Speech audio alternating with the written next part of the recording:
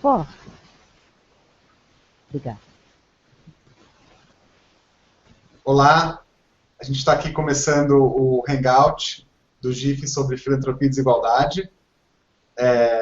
Enfim, é uma grande satisfação poder fazer essa discussão com duas convidadas muito especiais, que eu vou apresentar brevemente. Eu sou André Begenstein, sou secretário-geral do GIF, e com a gente hoje nessa conversa, a gente tem a Nilceia Freire, que é representante da Fundação Ford no Brasil, e a Kátia Maia, que é diretora executiva da Oxfam Brasil, a recém-estabelecida Oxfam Brasil, para ajudar a fazer uma discussão que hoje é muito central na discussão sobre a filantropia, o investimento social, que é justamente a relação, né, que existe entre a filantropia e a desigualdade. Essa discussão ela está inserida no contexto do Congresso do GIF, que acontece na última semana de março, entre os dias 30 de março e 1º de abril, e que a gente vai ter como um dos convidados especiais o presidente da Fundação Ford, Darren Walker, que vem fazendo uma discussão e provocando essa reflexão a partir, né, da posição que ele ocupa na Fundação Ford, sobre essa relação, refletindo muito sobre o ambiente da filantropia nos Estados Unidos, mas trazendo uma série de reflexões que para a gente são muito pertinentes e necessárias. Recentemente, o Darren Walker publicou um artigo muito instigante no New York Times, que vocês podem encontrar buscando isso na internet, em que ele problematiza a questão da filantropia a partir do legado, né, dos pioneiros, dos grandes filantropos americanos da virada do século, para a filantropia de hoje, né, colocando basicamente uma questão que é o processo de acumulação de riqueza que propiciou essa filantropia, principalmente nos Estados Unidos, mas de alguma maneira em outros países também, ela se fez num contexto de produção de desigualdades, né, de acirramento e acentuação da desigualdade de riqueza entre as pessoas, e posteriormente a filantropia ela se coloca numa posição de lidar, ou de mitigar, ou de reduzir essas desigualdades. Essa equação precisa ser revisitada, né? A gente não pode aceitar que no processo de acumulação, né, que permite, que dá condição para a filantropia se desenvolver, se produzam desigualdades que depois se tentará mitigar, né? Então, a Fundação Ford está no momento em que essa questão está sendo recolocada, né, e é nesse contexto que a gente está fazendo esse debate. Ao mesmo tempo, e aí eu começo a introduzir, né, a nossa outra convidada, a Oxfam publicou recentemente um relatório que teve muita visibilidade sobre desigualdade no mundo, né? E um relatório que basicamente, a Kátia vai explicar melhor sobre isso, apontava que as 62 pessoas mais ricas do mundo reúnem uma riqueza equivalente aos 50% mais pobres, chamando atenção para essa disparidade. E a gente achou que seria muito instigante, né, fazer uma discussão a partir dessas duas reflexões de uma organização que está problematizando o tema da desigualdade no mundo e uma grande fundação global que está redirecionando a sua estratégia para lidar com a questão da desigualdade. O Congresso do GIF vai tratar da relação público-privada, né, no contexto do investimento social, e acho que não tem discussão que seja mais central do que o papel, né, das fundações, da filantropia, no combate à desigualdade nas suas várias manifestações. A ideia é que essa discussão ela tenha entre 45 minutos e no máximo 1 hora. Assim que terminar, ela fica disponível no canal do YouTube do GIF. Na segunda-feira, a gente vai ver qual é uma matéria, né, sobre essa conversa que vai poder ser acessível também. E espero poder contar com vocês no Congresso do GIF, no final de março, para acompanhar os desdobramentos também dessa discussão e de muitas outras. Então, para iniciar a conversa, eu queria pedir para a Kátia falar um pouco, né, a partir desse relatório da Oxfam, que foi um relatório global, né, apresentado simultaneamente no mundo inteiro, refletindo sobre o que a Oxfam chamou de uma economia para 1%, né, e quais são o que é essa economia, o que está mudando no contexto global e o que a Oxfam está trazendo em termos de leitura sobre esse contexto.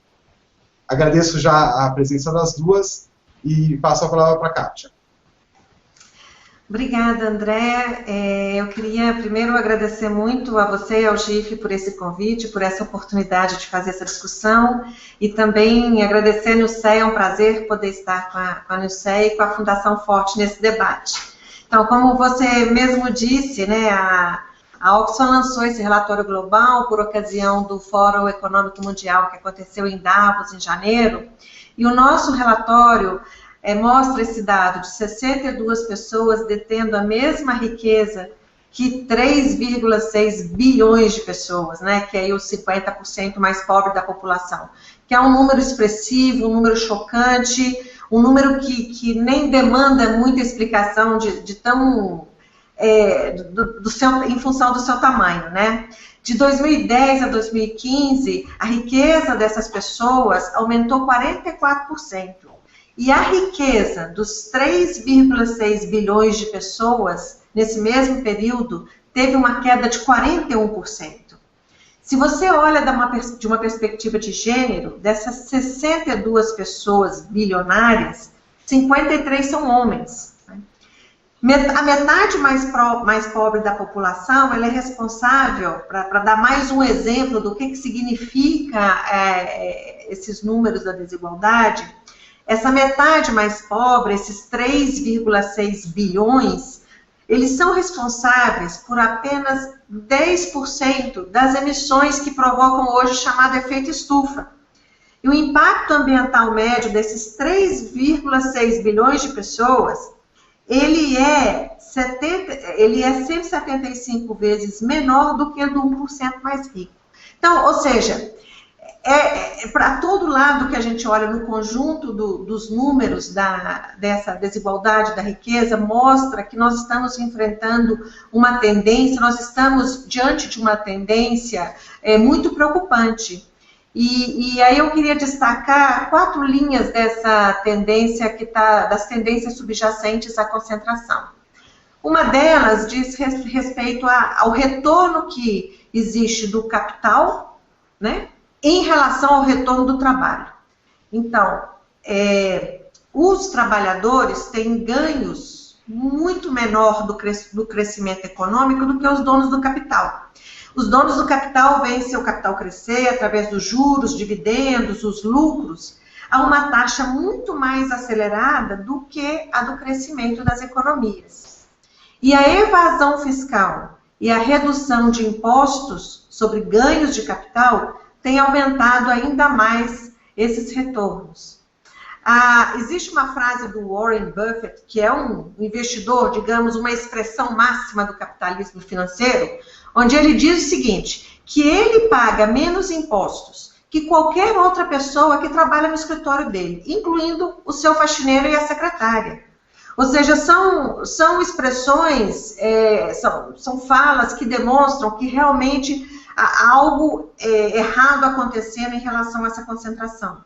Uma outra tendência, ainda dentro do mundo do trabalho, diz respeito à distância entre o que ganha um trabalhador médio e aqueles que estão no topo, ou seja, os diretores executivos, né? E como que isso vem se alargando, enquanto os salários ficam estagnados, as remunerações dos diretores executivos, elas vão crescendo. Então, desde 2009, por exemplo, os salários dos diretores executivos das maiores empresas norte-americanas aumentaram em 54%. O diretor executivo da maior empresa de informática da Índia, ele ganha 416 vezes mais que um funcionário médio da empresa. E se você vai olhar ainda por uma perspectiva mais de onde estão as relações de gênero no mundo do trabalho, as mulheres ocupam apenas 24 dos cargos de direção executiva das empresas listadas na Fortune 500. Então, novamente, está colocada aí essa tendência que vai se agravando, né? O mesmo se refere ao tema da chamada captura política, que é uma expressão, uma tradução de uma expressão em inglês, que talvez não seja muito clara para nós, mas que quer dizer o seguinte: quanto mais poder econômico, maior influência política. Então, a relação que existe entre o grande poder econômico e as decisões que são tomadas no âmbito político, elas também são muito influenciadas por isso, né? E a gente tem um contexto aqui no Brasil onde mostra toda essa influência. E uma última tendência que eu queria destacar, porque é o que a gente vem observando nesses últimos anos, né? Diz respeito à chamada, os paraísos fiscais, né?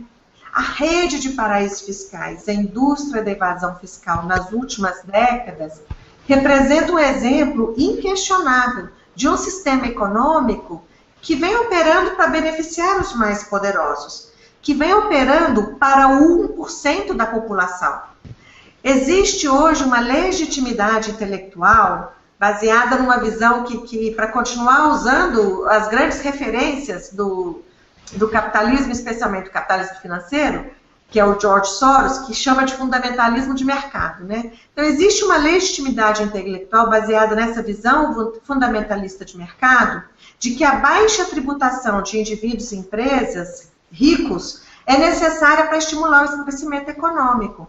E isso leva a uma situação que quem tem mais paga menos, né? Os governos, com isso, deixam de receber para investir em políticas que são fundamentais para o combate da pobreza e da desigualdade. Políticas de saúde, educação. Nós analisamos, em relação aos paraísos fiscais, as 200 maiores empresas do mundo. Muitas delas, a maioria delas, parceiras do Fórum Econômico Mundial, onde nós fizemos a apresentação do nosso relatório. E 9 de cada 10 empresas parceiras do Fórum Econômico Mundial tem presença em um paraíso fiscal. Em 2014, o investimento dessas empresas em paraísos fiscais foi 4 vezes maior do que em 2001. Quer dizer, há uma tendência recorrente de seguir com a concentração. E isso tem consequências, tem uma questão que nem é uma fala de uma ONG, é uma fala dos próprios órgãos e instituições multilaterais, como o FMI, por exemplo, que disse que os países com maior desigualdade de renda estão apresentando, inclusive, maiores brechas entre homens e mulheres quanto à saúde, educação, participação de mercado, de trabalho e vida política. O Banco Mundial, que afirma que a desigualdade econômica ela é ruim para todos, ela está minando o crescimento e está minando a coesão social. Mas é claro que quando você vê esses desafios da desigualdade, aquelas pessoas que são afetadas pela pobreza são as pessoas que estão ainda em uma situação mais grave. E, bom, finalizando aqui essa primeira rodada da nossa conversa, eu queria indicar algumas das propostas que a Oxfam faz no seu relatório. Uma delas é com relação à questão do trabalho, né? A importância de se garantir salários dignos aos trabalhadores e reduzir essa distância das bonificações entre os grandes executivos e o restante dos trabalhadores de uma empresa. Promover a igualdade econômica e os direitos das mulheres. É preciso que tenham compensação pelos cuidados não remunerados, eliminar a distância salarial entre homens e mulheres, direitos iguais de herança e titularidade de terras. Então, há uma série de medidas aí que podem ser tomadas, que podem reduzir essa distância, essa desigualdade entre homens e mulheres. Uma outra proposta se refere ao chamado lobby, né? Ou a influência desses grupos de interesses poderosos. Os Estados Unidos, por exemplo, são um país que o lobby é regulamentado. Então, é importante a regulamentação e o registro das atividades de lobby.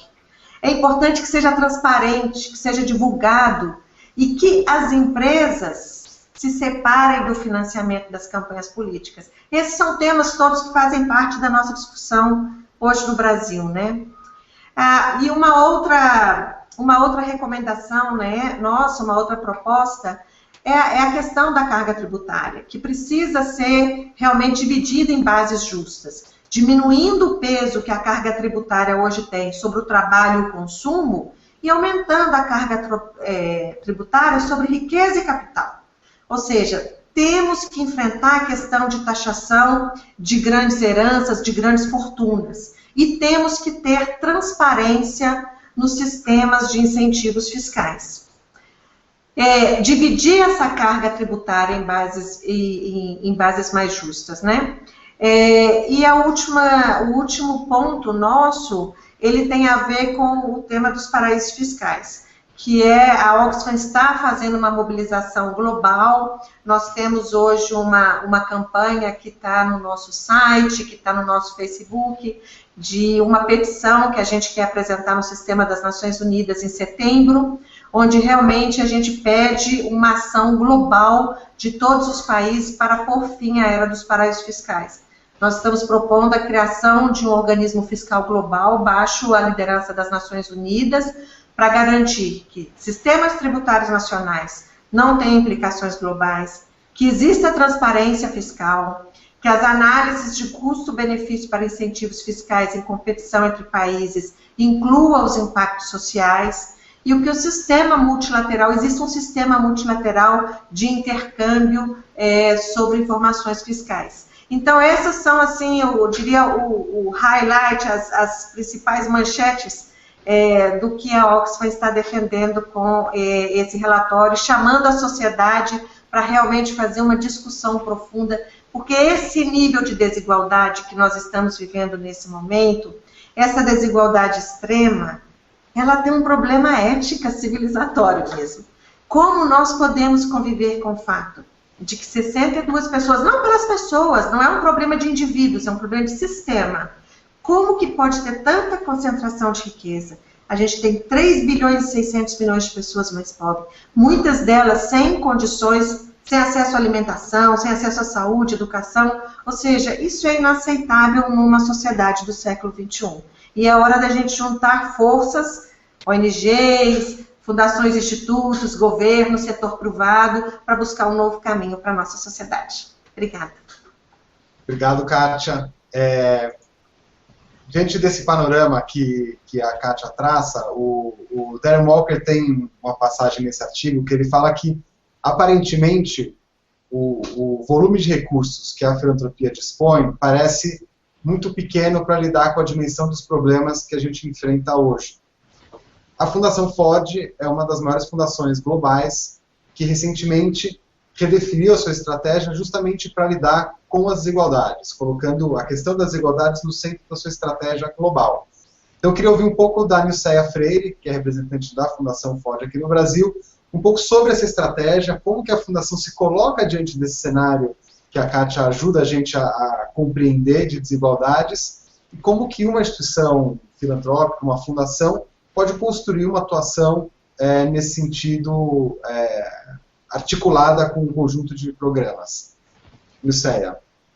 Bom, boa tarde. Em primeiro lugar, eu queria agradecer ao GIF por proporcionar à Fundação FOR e também a nossa companheira aqui, a Oxfam, a oportunidade de fazermos esse debate, essa conversa, que é a conversa nossa de cada dia, eu diria, nos últimos anos.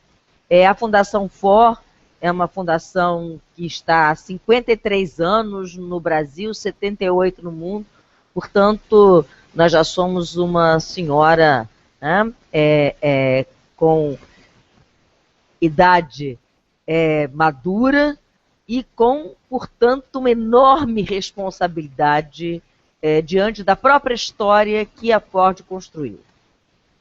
A Ford, durante os seus tantos, 70 e tantos anos de existência, buscou fazer a chamada justiça social, ou buscou estar na fronteira daquilo que poderia proporcionar mais justiça social no mundo. No entanto, há um inconformismo dentro da própria instituição, desde que o nosso presidente, Darren Walker, assumiu, justamente na linha daquilo que André mencionou do artigo do Darren.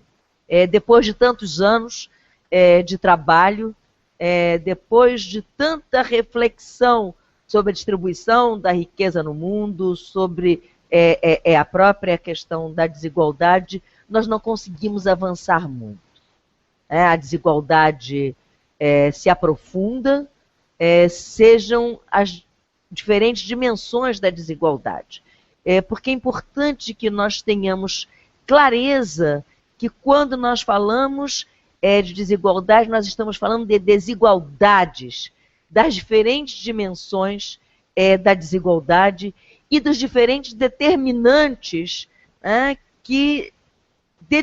dos diferentes determinantes, né, que conformam a desigualdade planetária. Eu queria parabenizar, aproveitando, a Oxfam e Kátia pelo excelente trabalho e esse relatório que ilumina com dados precisos e com um chamamento à ação a nossa própria intervenção. Na Fundação FOR, desde que Darren Walker assumiu a presidência, ele propôs um desafio que foi um desafio muito grande, né? E que nós estamos buscando ainda cumprir esse desafio. Há 2 anos estamos nesse trabalho. Foi mudar a Fundação, tanto em forma quanto em conteúdo, de maneira a cumprir com um objetivo maior, que é o objetivo de reduzir ou eliminar as desigualdades no mundo. Como ele diz, de que maneira uma fundação privada, uma fundação filantrópica, ela pode contribuir para isso. Não serão só os milhões de dólares que nós possamos aportar a diferentes donatários da fundação para que trabalhem nos seus campos de atuação, que irão reduzir ou eliminar a desigualdade por si só. É preciso, e nós temos consciência disso, e esse é um trabalho pioneiro que Darren está fazendo, nós temos consciência que é preciso mobilizar esforços, não só do ponto de vista financeiro, mas esforços do ponto de vista intelectual, esforços do ponto de vista de ampliação da solidariedade, de maneira que, ao entender que estamos num mundo tão desigual, nós possamos estar contribuindo para esta mobilização global para o combate à desigualdade.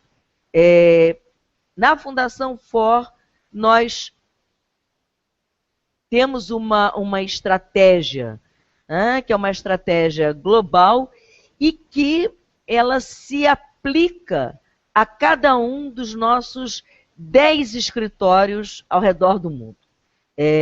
A Fundação FOR se situa hoje no chamado Sul Global, em 10 países, que são estratégicos, no nosso entendimento, nesses 3 continentes, na Ásia, na África e na América Latina, que são estratégicos para a redução da desigualdade global.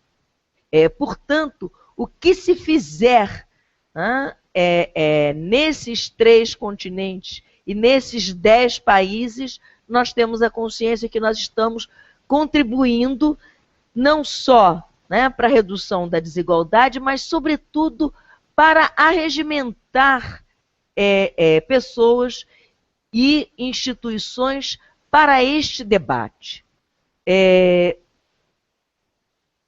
Como a Kátia mencionou, o nosso grande problema global hoje está situado na desigualdade existente, seja entre pessoas, seja entre países, seja entre dimensões, seja entre raças, etnias, e, portanto, esse fosso que se criou ao longo dos anos, né, de que maneira podemos construir uma ponte que nos permita atravessar esse enorme fosso que é a desigualdade global. Para isso, a Fundação FOR, nos 10 escritórios que temos no mundo, desenhou uma nova estratégia onde nós temos, né, como central a desigualdade estrutural. Ou seja, é preciso reconhecer que há determinantes centrais e estruturais para a desigualdade, que sem tocá-los, nós não vamos avançar. É preciso reconhecer, por exemplo, né, que as desigualdades determinadas por raça e gênero, elas estruturam as demais dimensões da desigualdade. E, portanto, se nós não tocamos nestas questões, nós vamos estar apenas cosmeticamente falando de desigualdade. Da mesma maneira que se nós não tocamos no sistema tributário, da mesma maneira que se nós não pensamos, né, na questão, né, de como o capitalismo, de como opera o capital global em cada um dos nossos países e como nós estamos respondendo a isso. Eu queria novamente voltar, né, ao artigo de Darren Walker e voltar à fala inicial do André. O que fizemos até agora não foi suficiente, está demonstrado, para romper ou para criar esta ponte sobre esse fosso de desigualdade no mundo. O que mais podemos fazer, então? É essa grande reflexão que nós temos que fazer e de que maneira nós que atuamos no campo da filantropia podemos contribuir para isso. Então, eu queria deixar essa pergunta: como podemos virar esta página, como podemos fazer com que o mundo seja menos desigual. Obrigado, Nilceia. Bom, feita essa primeira rodada inicial, eu queria lembrar que vocês podem mandar perguntas pelo chat do YouTube, e a gente vai receber essas perguntas e na medida que forem chegando, a gente vai colocando para o debate. Então, enviem a qualquer momento que a gente vai introduzindo conforme a discussão for transcorrendo. O que eu queria trazer um pouco são um pouco duas questões, né? Acho que as duas falas, acho que a Kátia traz muito claramente um desenho desse contexto que a gente está vivendo em termos de desigualdade, traz uma série de caminhos, de propostas, de proposições para lidar, né, com essa desigualdade estrutural, né? Acho que as duas falas mostram claramente que a gente não está tratando de um problema conjuntural ou de uma questão que afeta um país, mas algo que de fato é estrutural, com maior ou menor intensidade, dependendo do contexto, e ainda mais do que isso, que a desigualdade tem recortes específicos de gênero, de raça, que precisam ser considerados.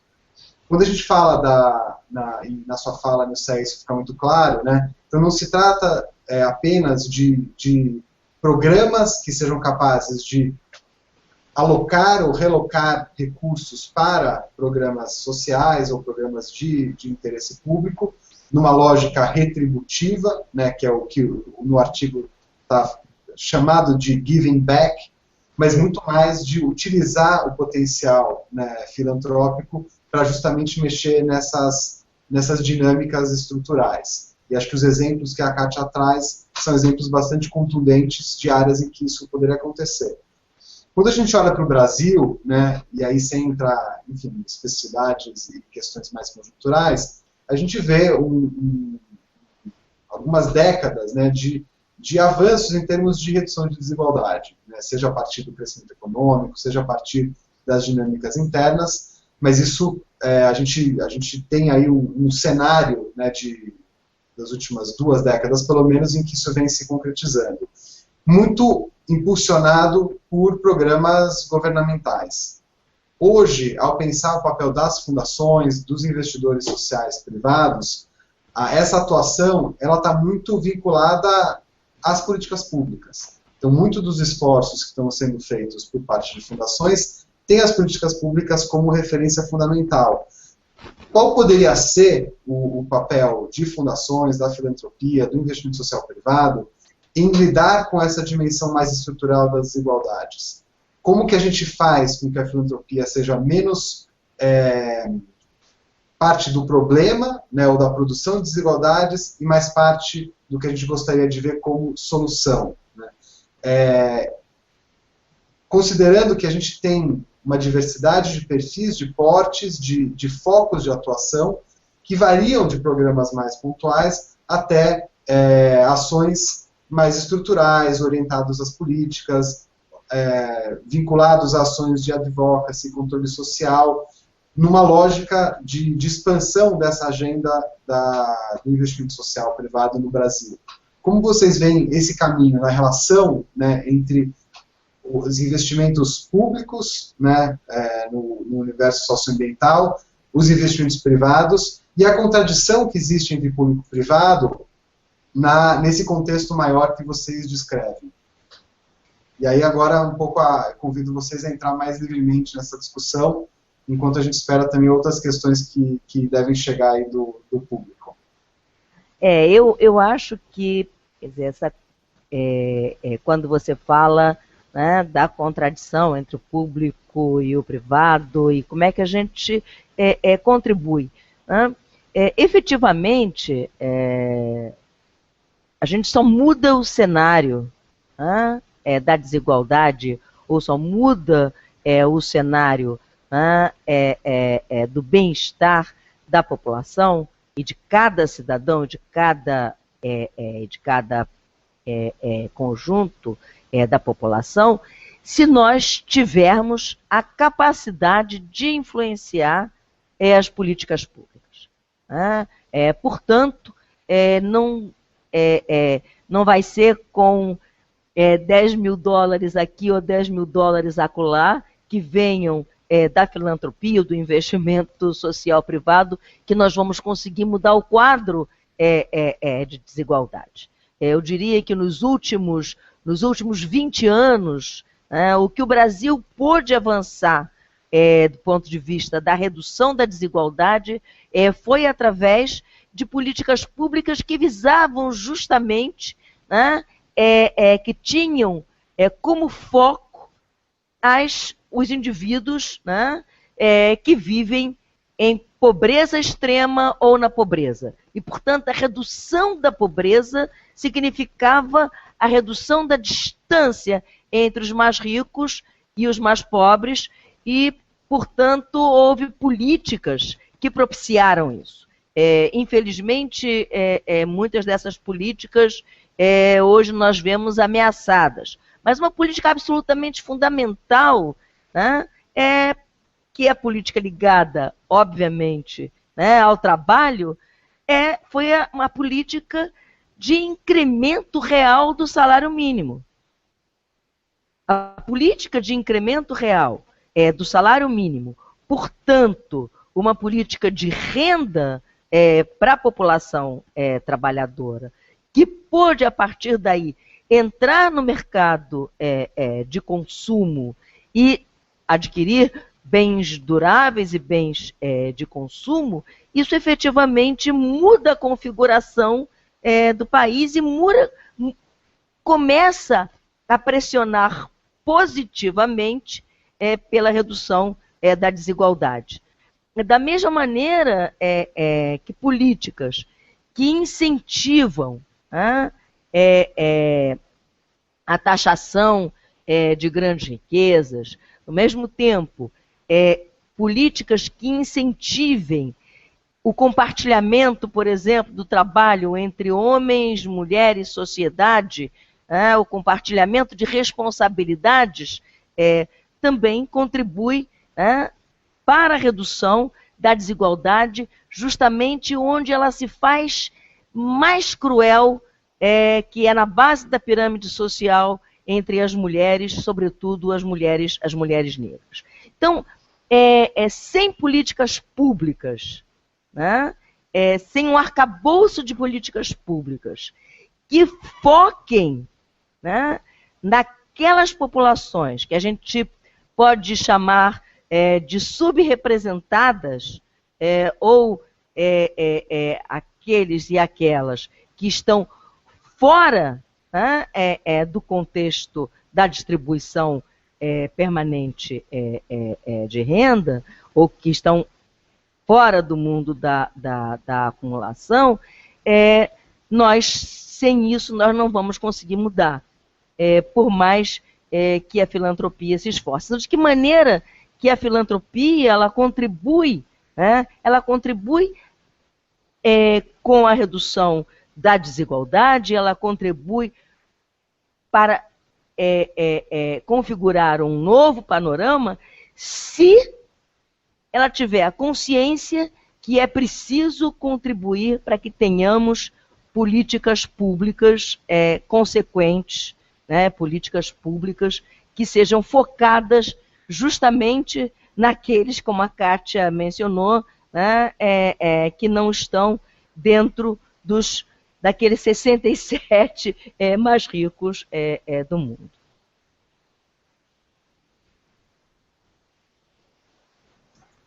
Obrigado, Nilceia. Eu vou já passar para você, Kátia, para ouvir também as suas considerações, mas queria trazer duas perguntas que chegaram aqui.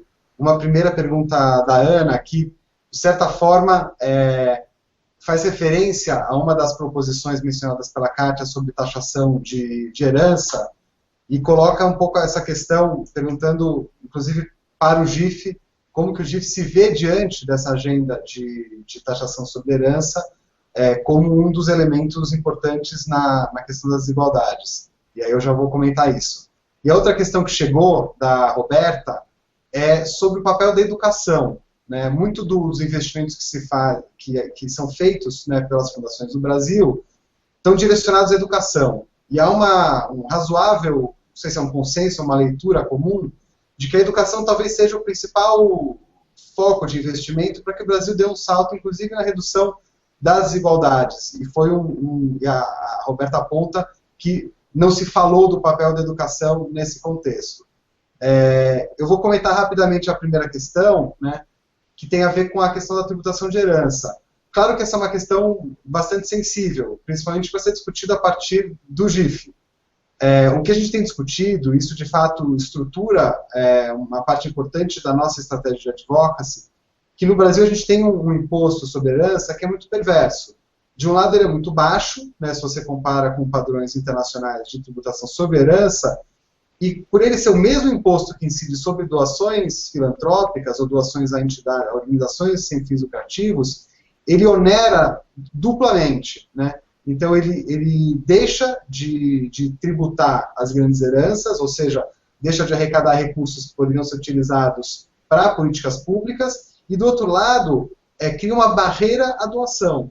Então, o Brasil, nessa disputa entre fortalecer as políticas públicas e fortalecer a alocação privada de recursos para interesse público, ele deixa de fazer as duas coisas. E acho que esse é o debate que precisa ser feito. Então, a posição do GIF é que a gente não deveria ter o mesmo imposto que incide sobre as duas coisas. Acho que tem um debate fundamental, que é qual é a tributação adequada de heranças para o Brasil, mas, do outro lado, desonerar as doações sem fins lucrativos, criando um impulso importante para o desenvolvimento da filantropia no país. Então, eu queria deixar a questão da educação, para quem quiser comentar, E, Kátia, se você tiver outros comentários sobre aspectos que foram colocados, passo a palavra para você. Tá bom, obrigada, André. Eu queria fazer um comentário sobre essa questão da taxação de herança, porque quando a gente fala disso no nosso relatório, a gente já teve muitos questionamentos sobre isso. Primeiro é que quando a gente está falando, além de ter isso que o André mencionou, né, que é uma taxa única para todos, ou seja, não há uma perspectiva de diferenciar a herança, o que é a pessoa deixar um apartamento para o filho, o que é a pessoa deixar vários imóveis, aviões, etc. Ou seja, há níveis diferentes de herança, e quando a gente fala de desigualdade extrema, nós estamos falando dessa diferenciação que precisa ser enfrentada. Além do que o André falou, dessa questão de desonerar, a taxação em países como na Europa e nos Estados Unidos, existe um incentivo. Se você deixa a sua herança para uma fundação, você paga menos impostos com essa herança. Ou seja, há um reconhecimento do Estado de que existe um papel da filantropia que deve ser reconhecido e incentivado, o que não acontece no Brasil. Então, essa discussão ela também precisa colocar isso, né? O potencial que existe de você fazer uma doação de herança e ser menos taxado por isso, porque você está fazendo um investimento social. Um outro ponto que eu queria colocar, com relação ao papel da filantropia, eu concordo plenamente com o que a Nilceia falou das políticas públicas. Acho que as grandes mudanças sociais, elas são uma combinação, realmente, das políticas e de um movimento que pressiona por essas políticas. Claro. Um movimento que defende interesses maiores do que os interesses privados ou específicos de um grupo poderoso. Então, a filantropia, ela tem um papel de reconhecer que é esse investimento que você falava, André, o investimento do advocacy, o investimento de ações que talvez não sejam de ação tão direta em termos de apoios específicos para ações locais, mas realmente dar um status maior para esse trabalho de organizações e movimentos que estão buscando enfrentar essas desigualdades estruturantes que a Nilceia mencionou, né? Então, organizações que estão trazendo debate sobre a questão de gênero e raça no Brasil, por exemplo, que tem uma agenda muito difícil e que a gente está vivendo no Brasil agora um momento até um pouco surpreendente, né? De ver como que, infelizmente, nossa sociedade ainda está bastante distante de reconhecer a igualdade de direitos, né? Então, eu acho que a filantropia tem um papel aí, e a filantropia tem um papel também de ajudar a colocar a agenda de que os níveis de desigualdade extremas são inaceitáveis, e fazer essa discussão internamente.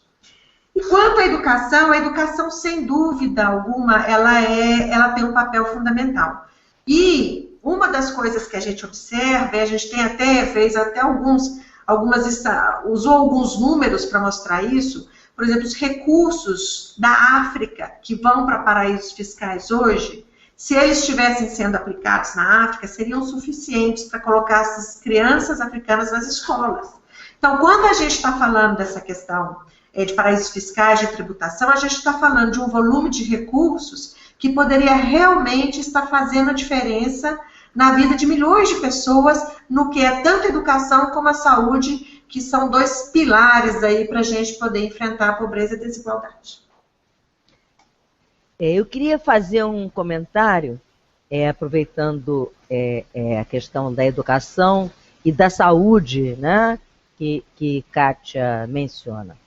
E eu queria me remeter, né, à questão que está aqui no coração e nas mentes de todo mundo em pânico com a questão da epidemia da Zika, né, do vírus Zika.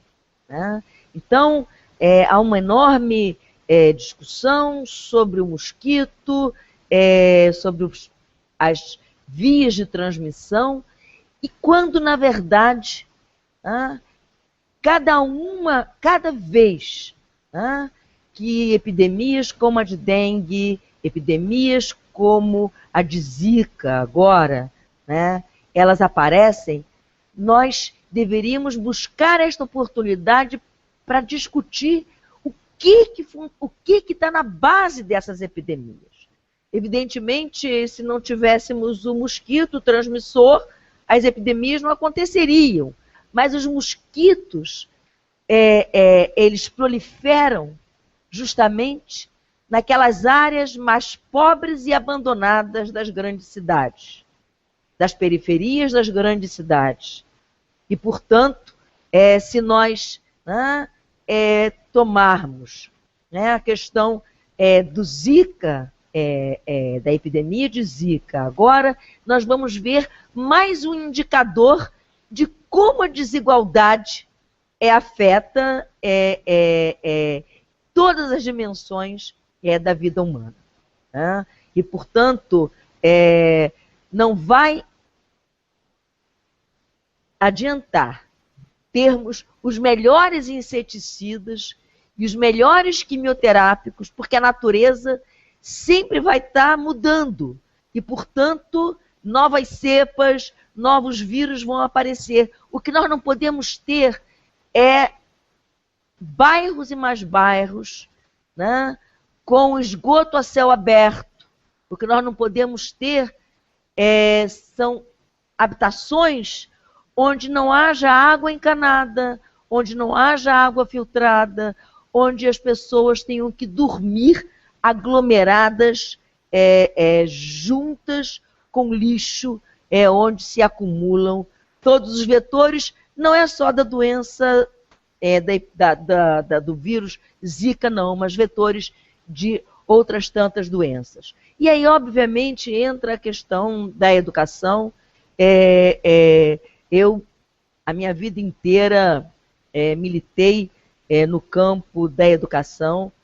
Acredito fortemente que um país que não investe em educação, ele efetivamente não está investindo, né, na redução da desigualdade e na elevação do padrão de vida do seu povo. Né? Sabemos que educação é cara, né?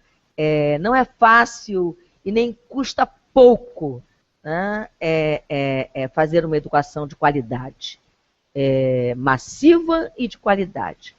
E, portanto, é preciso que governo sejam aliados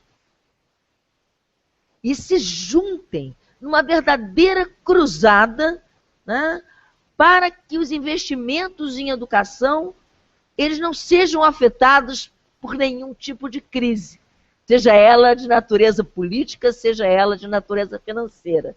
Porque cada vez que os recursos para a educação eles são reduzidos, as crises elas se aprofundam. Porque... Desculpa.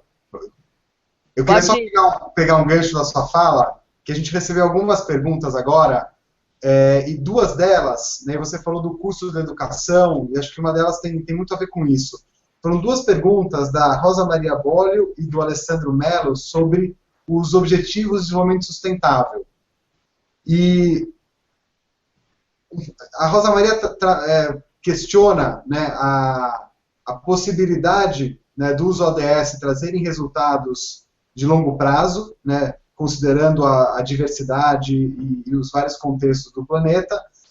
E o Alessandro pergunta como comprometer o 1%, né, que a Kátia mencionava, com o investimento estimado para o cumprimento integral dos ODS, que foi estimado em 2,5 trilhões de dólares. Quer dizer, como comprometer esse 1% para o cumprimento dessas metas que foram definidas, quer dizer, globalmente, o que a humanidade acordou como sendo as prioridades para os próximos anos.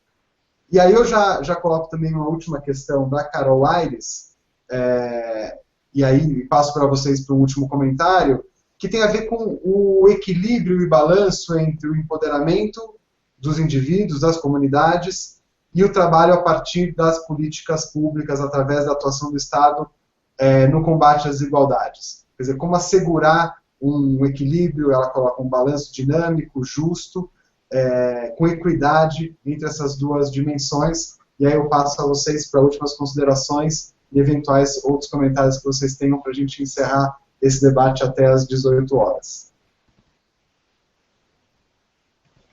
Kátia, começa você, que eu já falei muito no módulo anterior. Então, eu vou falar um pouco desse compromisso do 1%, né? Se o número dos ODS é 2,5 trilhões, né? O valor estimado em paraísos fiscais hoje é de 7,6 trilhões. Então, ou seja, uma das coisas que a gente vem falando é que o enfrentamento da desigualdade, o enfrentamento da pobreza da pobreza no mundo, não é impossível, é absolutamente possível. E aí, os caminhos, eles passam por realmente o papel dos governos, o papel dos estados, né, de estabelecer normativas que enfrentem essas desigualdades, e passam mesmo pela pressão da sociedade. Esse tema da desigualdade é um tema que as pessoas realmente têm que entender e se sensibilizar. Parece uma tarefa impossível, mas nós acreditamos que não seja impossível. O engajamento das pessoas, a mobilização das pessoas, dos movimentos e organizações da sociedade civil, para realmente ver que há caminhos para a gente sair da situação em que está hoje, né? E com relação ao empoderamento, tanto o trabalho local, do empoderamento dos indivíduos, das comunidades, ele é fundamental, como também o de políticas públicas. E achar esse balanço, eu acho que é um desafio grande mesmo, porque às vezes você começa a ter políticas que vão avançando, mas elas não estão consolidadas ainda. As políticas têm que ser de Estado, não de governo. Parece que não tem diferença, mas tem diferença. Governo vem e vai embora, o Estado fica. Então, as políticas, elas têm que ser maiores do que aquele governo que está operando naqueles 4 anos, 8 anos ou 12 anos. As políticas têm que ser incorporadas pelo conjunto da sociedade. E, portanto, o papel das organizações da sociedade civil, seja das ONGs, dos movimentos, do terceiro setor, o nome que queiram dar, todo o papel desse bloco de organizações é realmente tentar transformar políticas que estão funcionando bem em políticas de muito mais longo prazo, incorporadas pelo Estado e defendidas pelo conjunto da sociedade. E assim eu aproveito para agradecer essa oportunidade, André, e agradecer a todos e todas que participaram e também a Nilceia. Pois é, eu vou começar falando dos ODS. Evidentemente, quando o conjunto enorme de países se junta para definir objetivos, e aí é preciso dizer que muitas disputas existem na definição e existiram na definição dos Objetivos de Desenvolvimento Sustentáveis. O que nós temos ao final é o acordo mínimo que foi possível entre esses países. Portanto, evidentemente, para uns, os ODS são teto, para outros são piso. Eu prefiro considerar que os ODS são o piso mínimo que se deve garantir, né, de solidariedade entre os países entre as nações, de forma a contribuir, né, para que o mundo caminhe de maneira mais sustentável. A outra questão que eu queria, para finalizar, dizer que os movimentos da sociedade brasileira sempre foram muito vigorosos, os movimentos sociais. A sociedade brasileira sempre foi conhecida pelo vigor da sua sociedade civil, e nós temos que nos orgulhar muito disso. Passamos, eu acho que por uma chuva de desânimo aí nos últimos anos e uma certa, eu diria, acomodação, né? Na medida que se acreditava que um governo democrático e popular deveria dar conta de tudo e daria conta de tudo sempre, independente das pressões que viessem da sociedade. Portanto, eu acho que nós estamos passando agora por um outro momento, onde há visivelmente uma reorganização da sociedade civil. Eu tenho visto com uma enorme alegria que essa organização ela se dá em bases diferentes das bases talvez tradicionais, ou as que a gente estava mais habituada a ver, e, sobretudo, há uma enorme potência que eu vejo vindo da juventude, e aí sinto muito para o contingente masculino, mas vindo, sobretudo, das jovens mulheres, sobretudo as jovens mulheres negras, que têm feito, né, um movimento no campo da cultura, da arte, do enfrentamento ao racismo, que é admirável, né? E enfrentando, inclusive, né, as tentativas de retrocesso que, infelizmente, temos visto vindo a partir do Congresso Nacional. Eu queria, mais uma vez, agradecer essa oportunidade, agradecer a companhia da Kátia e agradecer ao André por essa moderação e dizer que a Fundação FOR ela continuará nesse caminho de conduzir e arregimentar corações e mentes para que possamos vencer a desigualdade no mundo. Dia 30 de março, nosso presidente vai estar aqui conosco no Brasil, no Congresso do GIF, para que possamos aprofundar esse debate. Muito obrigado, Nilceia. Obrigado, Kátia, pela disposição e por ter aceito esse convite para essa conversa. Essa conversa, aproveitando a deixa da Nilceia, é um esquenta para o Congresso do GIF, né, como a Nilceia falou, com a presença do presidente da Fundação Ford e outras inúmeras discussões explorando essa relação, né, público-privado a partir do investimento social privado, mas olhando para o contexto que a gente vive hoje no Brasil.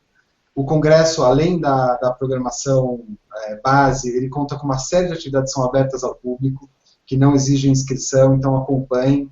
Além dessa programação aberta, o GIF organiza também esse ano uma semana do investimento social privado, então é uma semana em que a gente está convidando organizações a proporem atividades, reflexões, discussões que estejam relacionadas ao tema do Congresso, ao investimento social, e que abram suas portas também para oferecer ao público uma reflexão sobre esse tema a partir das instituições que estão protagonizando esse campo. Então acompanhem essas novidades, participem e espero poder encontrá-los no Congresso para muitos outros desdobramentos dessas discussões. Mais uma vez agradeço as duas convidadas, agradeço a todos que acompanharam ao vivo essa conversa e a partir desse momento a gravação desse Hangout vai estar disponível no canal do YouTube do GIF. Boa tarde, um abraço para todos.